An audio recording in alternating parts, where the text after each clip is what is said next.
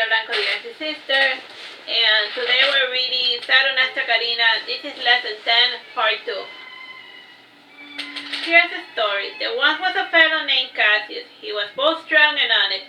He was always trying to help out people because he had a superhero complex. Anyhow, one day during a battle against the bandits, the people left him there to croak. After barely escaping with his hide, he was offered shelter by a person he had just met. The person had a bit of an attraction for Cassius, and so he decided to offer the fellow a hand. The moral of the story is timeless. Just because you help out people doesn't mean that your aid will ever be reciprocated.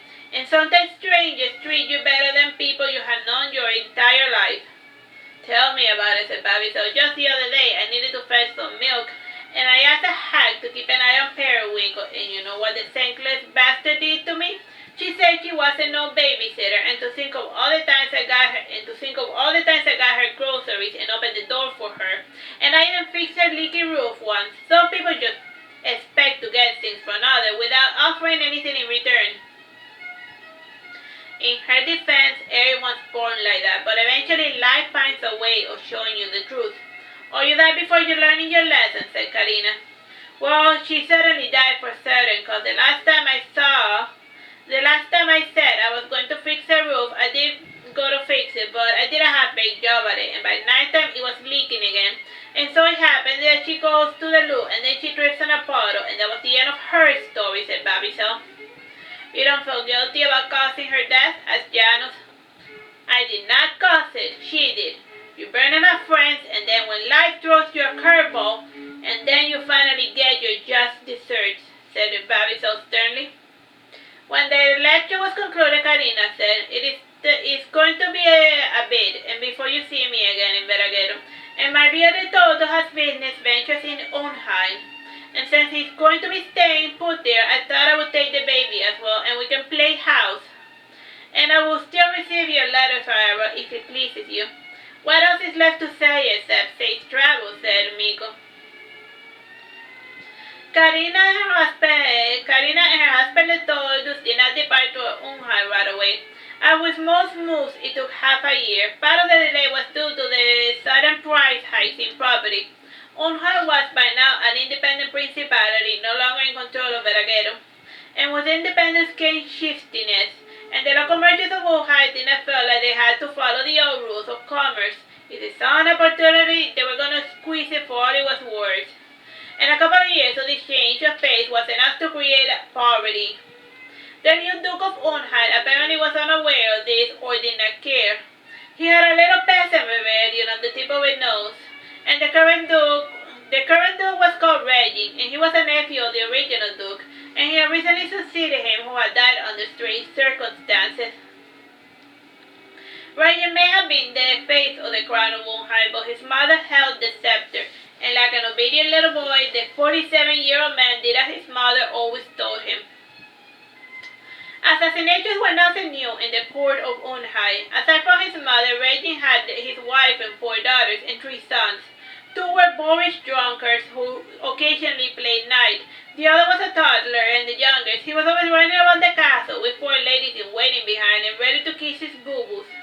The toddler was the bane of Regin's wife, Karina. She hated him because he had been born to another woman, a gypsy girl who one day turned up at the castle with the farcical tale that the kid was Unheim. If it wasn't for the fact that the kid was identical to Regin, nobody would have believed the maiden. But the kid wasn't Unheim, and the mother of the kid had no intentions of caring for the bastard.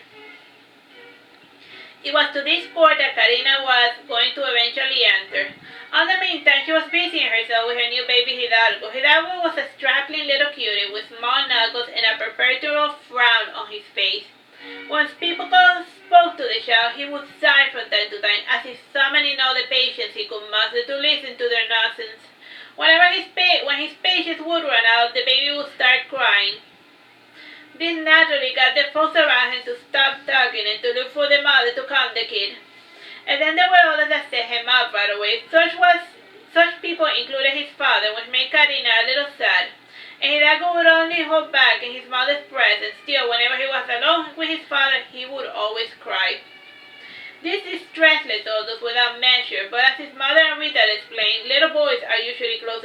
brothers.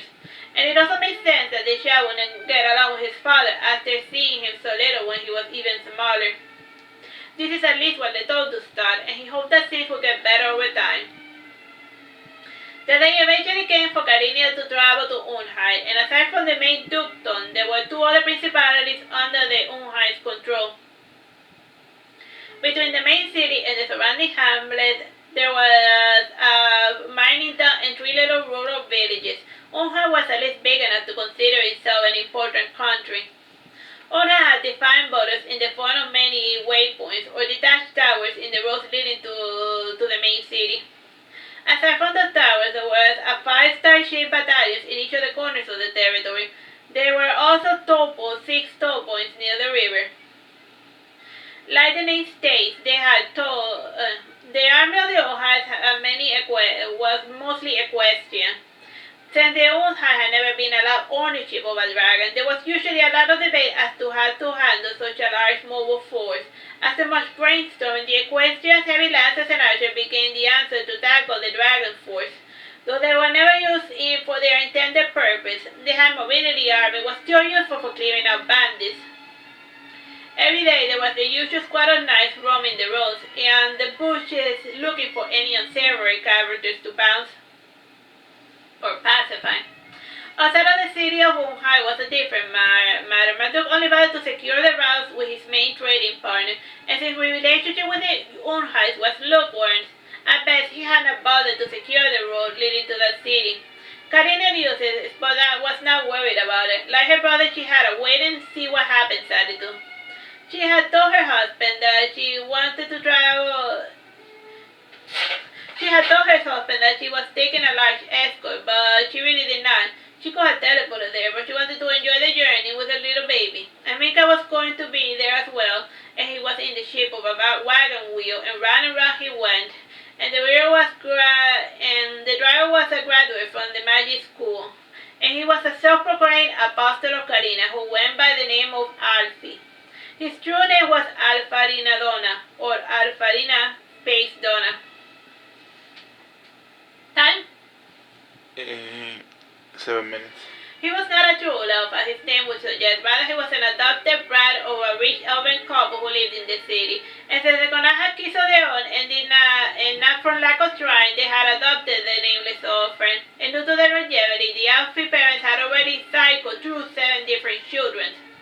They usually only bothered to raise one at a time, and once a kid could fend for himself and left the nest, they would look after another.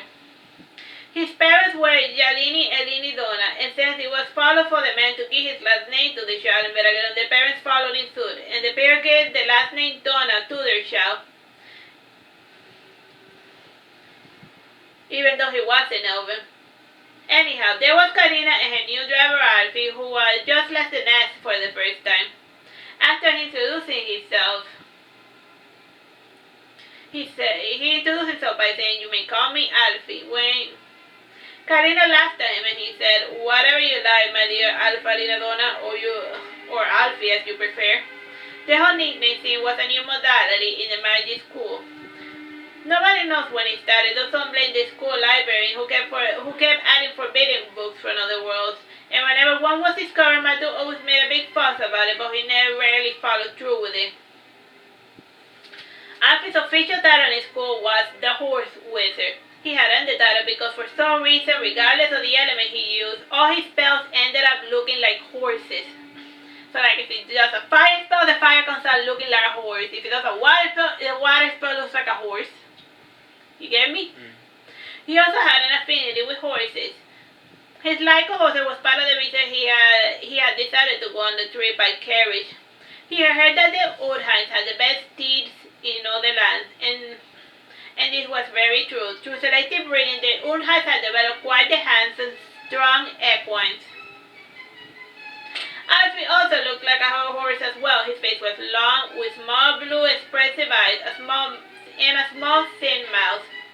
His nose was quite long, with wide nostrils as well. The horse-like look was completed by his straight ginger hair.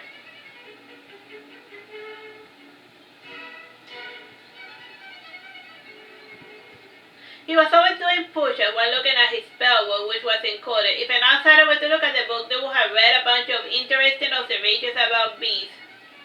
Anyhow, Alfie was driving the car while Karina was asleep with her baby, while her baby Hidako was awake and musing. Hidako was often fond of quiet time, and the rocking of the carriage was quite pleasant indeed. The carriage took a sudden turn, and the horses started whining. The door was thrown open, and then some man with masks shook Karina, yelling, "Your money or your life." Karina yawned and said, "What's the fuss? Just look around and take whatever you like, and just let me sleep for 5 more minutes." She then proceeded to make herself comfortable again. For this incident, the robber punched her in the face. This made Hidako laugh.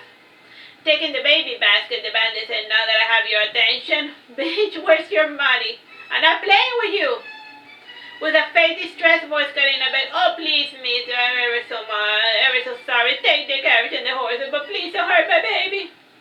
The bandit and his mate laughed, and the man held a knife closer to Hidalgo's face. He was going to continue with his evil routine, but his head exploded, and so did the head of all of the would-be robbers. Rinka frowned and said, "Yeesh, Karina. Did you have to make your heads explode? Ew, some of the brain parts fell on my head. I don't mind the dirt, but the organs, yuck." "I wasn't the one who did that," said Karina. She then came to see Alfie, who was pretending to be unconscious. She gave him a kick, and then she said, "Get up." Is it over? Asked Alfie. "Nonsense to you. You could have done some fire magic, anything." Now look at those poor robbers without their heads," said Karina, shaking her head sadly. "I was going to help, but the surprise made me lose my concentration," said Alfie, making excuses. "Oh, Alfie, it's great in practice, but useless in the field," remarked Karina. "Well, there are some things that cannot be helped. Let's clean Vilka and the carriage, and let's continue on our journey." Time? 2 minutes, 30 seconds. "We could put the headless corpses on," started saying Alfie. He stopped when he saw Karina glaring at him. While he cleaned the horses and the carriage, Karina summoned a harpy to clean up the bones. They were quite vulturine in their eating habits, and when the bones were picked clean, Karina opened a small hole to bury what was left of them. She kept their swords as souvenirs, leaving only the ones made of bronze as markers. On the sword she wrote, "Here lies the grave of 4 bandit brothers, they live as they lived, brainless." During this proceeding, Hidalgo was quite pouty, and the group traveled in silence. Alfie was no longer talking with Vilkan, and while Karina was keeping her thoughts to herself, and Hidalgo did not find anything amusing, nor could he understand what was the matter with his mother, Karina eventually said to Alfie, "Stop the car, I need to drop something off for a second." "Sure," said Alfie, not bothering to look.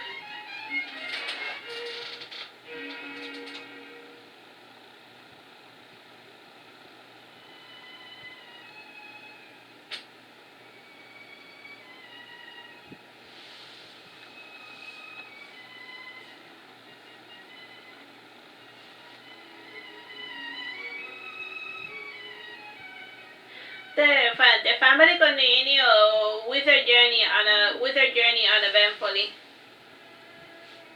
Karina reclined against the red cushion a little, and then she said with a smile painted on her face, I'm not asking people to be saints. You are allowed to be petty from time to time. Just the other day, I got a teacher fired for being annoying. He was just using his position to bully the students. And by bully, I mean put up with his nonsense. You can't help a fellow with one hand and mistreat them with another. Less than a minute. I think I understand. Karina said nothing, but she smiled benevolently. Alfie was confused, but he decided that it was pointless to continue the conversation that he didn't understand. Alright, we'll finish this book soon. Bye bye, God bless.